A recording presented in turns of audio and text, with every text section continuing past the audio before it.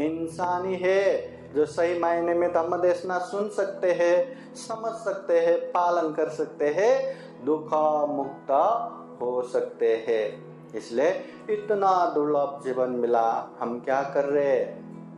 आज हम पिताजी गुजर गए करके पिताजी के पुण्य स्मृति में ये धम्म परिषद कार्यक्रम कर रहे हैं। हम क्या कर रहे हैं? हमारा जीवन भी तो हमेशा रहने वाले नहीं है। बुद्ध कहते हैं उपत्तिया सहवेता।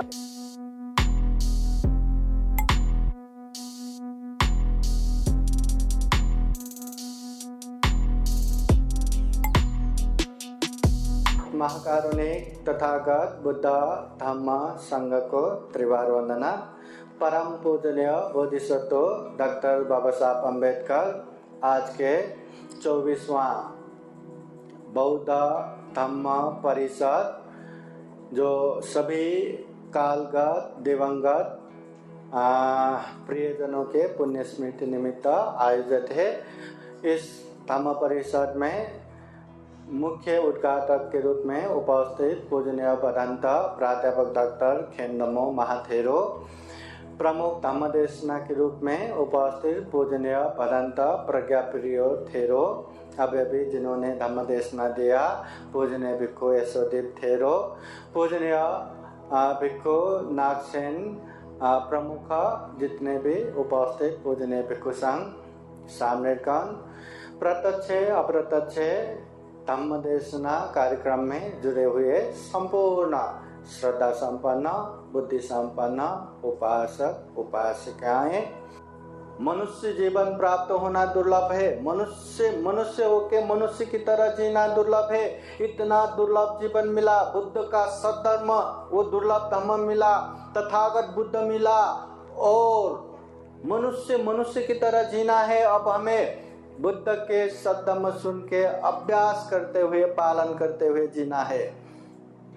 दुनिया में केवल और केवल इंसान ही है जो अच्छे बुरे पाप धम्म कुशल अकुशल समझ सकते हैं, हर अच्छाई में आगे बढ़ सकते हैं, हर बुराई में दूर रह सकते हैं। ये केवल और केवल इंसान ही कर सकते हैं। इंसान छोड़ के कोई भी जानवर, कोई भी पशु, कोई भी कीट पतंग, कोई भी जीव हो, क्या उनको हम धम्म देशना सुना सकते हैं? चलो सुना सकते हैं। उसको बांध के खोर में डाल के पिंजरे में डाल के सुना देंगे, क्या वो समझ जाएंगे? क्या अच्छा ये पाप है, क्या अच्छा ये धम्म है, क्या अब तो मैं कभी पाप नहीं करूंगा, अब तो मैं धम्म ही करूंगा। कोई समझ सकता है क्या? जो नहीं समझ सकता क्या वो पालन कर पाएंगे क्या? बिल्कुल नहीं। इंसान ही है जो सही मायने में धम्म देशना सुन सकते हैं, समझ सकते हैं, पालन कर सकते हैं, दुख मुक्त हो सकते हैं। इसलिए इतना दुर्लभ जीवन मिला, हम क्या कर रहे हैं? आज हम पिताजी गुजर गए करके पिताजी के पुण्य स्मृति में ये धम्म परिषद कार्यक्रम कर रहे हैं। हम क्या कर रहे हैं? हमारा जीवन भी तो हमेशा रहने वाले नहीं है। बुद्ध कहते हैं उपत्तिया सहवेतं मरणं आगतं सदा। जैसे ही उत्पत्ति होता है विनाश पीछे पीछे आता है, जैसे ही जन्म होता है मृत्यु पीछे पीछे आता है। एक तरह से कहे तो हमारा रिटर्न टिकट कट चुका है हमारा। कब कहाँ कैसे हम जाएंगे हमें पता नहीं, वो डेट हमें पता नहीं, परंतु जाना कंफर्म है। इस दुनिया से कोई भी जिंदा नहीं जा सकते, हर किसी को मरना है।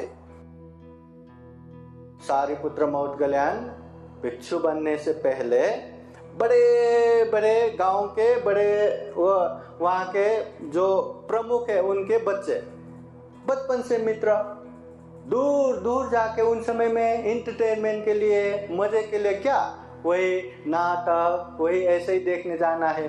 गए दूर राजगृह में नाटक देखने के लिए। हाँ, ऐसा शो दिखाते हैं ना स्टेज बांध के, तो शो में दिखा रहे थे इतनी खूबसूरत लड़कियां नाच रही थी। देख देख के इतना अच्छा लगा, इतना मुक्त हो गया। फिर बाद में सोचने लगे इतनी खूबसूरत ये लड़कियां, इनकी खूबसूरती कब तक रहेगा? क्या 10 साल के बाद भी रहेगा? क्या 20 साल के बाद भी रहेगा? और बुढ़ापे में भी ये इतना ही खूबसूरत दिखेगा क्या? नहीं। अरे उस समय तो बूढ़े दिखेंगे, बीमार दिखेंगे, और क्या ये मरेंगे नहीं? ये मरेगा, मरने के बाद क्या इतना ही खूबसूरत रहेगा क्या? नहीं। अरे बाप रे, इतना खूबसूरत ये लड़कियां मरने वाले हैं, हमारा क्या है? हम बुरा नहीं बनेंगे, हम बीमार नहीं पड़ेंगे, हम मरेंगे नहीं? अरे बाप रे, अगर हम मरने वाले हैं तो हम क्या कर रहे हैं? इधर उधर जाके हम केवल इंटरटेनमेंट एंजॉय कर रहे हैं। ये जिंदगी नहीं है। अगर दुखमय जीवन है तो दुख मुक्ति तो ढूंढना ही चाहिए। दोनों गए संजय परिव्राजक के पास प्रवज्ञा लेने के लिए, फिर वहां से बुद्ध के पास जाके दुख मुक्त होते हैं। जिंदगी का कोई ठिकाना नहीं, कब कहाँ कैसे जाएगा पता ही नहीं। आज यहाँ ऐसे कार्यक्रम ले रहे करके गांव में फोन किया तो कह रहे हैं अभी अभी जो हमारे उम्र से थोड़ा बड़ा अचानक से बीमार पड़ गए करके ऐसे हॉस्पिटल दिखाने के लिए गए, मर गया बोले। मेरे क्लासमेट आज से 15-20 साल पहले ऐसे ही खेतों में गए थे और मिर्गी का डोरा जो आया ना, ऐसे में थोड़ा सा ही पानी था, पानी में मुंह आ गया, वही मर गया।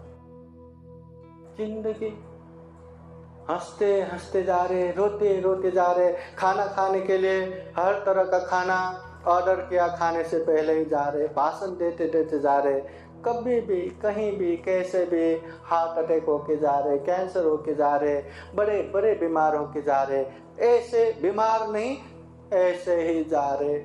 जिंदगी का क्या ठिकाना।